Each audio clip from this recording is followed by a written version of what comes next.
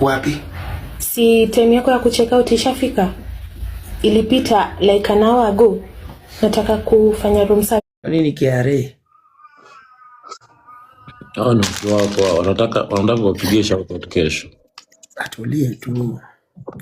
Wewe sitaki pesa. Mwilo amesema yeye hataki pesa.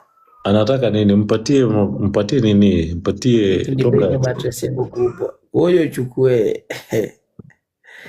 Uchukue mattress. Uende bwana, si mtu mmoja kuja tumie huyu kijana hapa gift alipe rent. Atumie nani, mimi ama wewe? Wewe so unalipanga rent na gift. Unajua nimejoin TikTok tu juzi. Like unadanganya.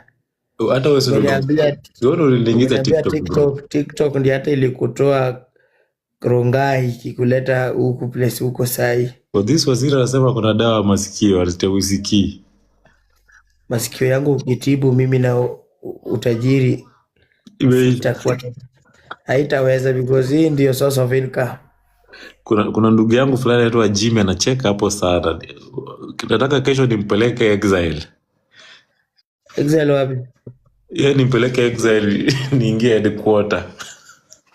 Jana, yeye ndio hujaokoka. Tafuta Yesu bwana. Wewe umeelewa nini nikisema hivyo? Wewe umeelewa nini nikisema hivyo? Kama bado janunua, basi wenzangu tafute Yesu. Utaongozewa kama ugali sosa.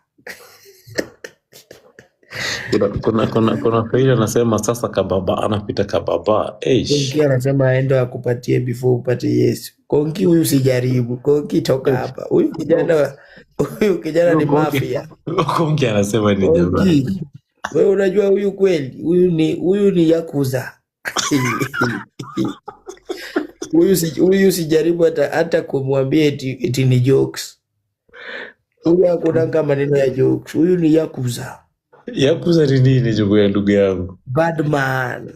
Yakuza. Real bad man. Unajua huyu ni real bad man.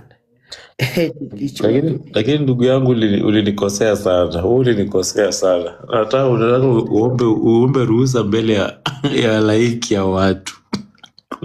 Watu. Si umati, ni halaiki.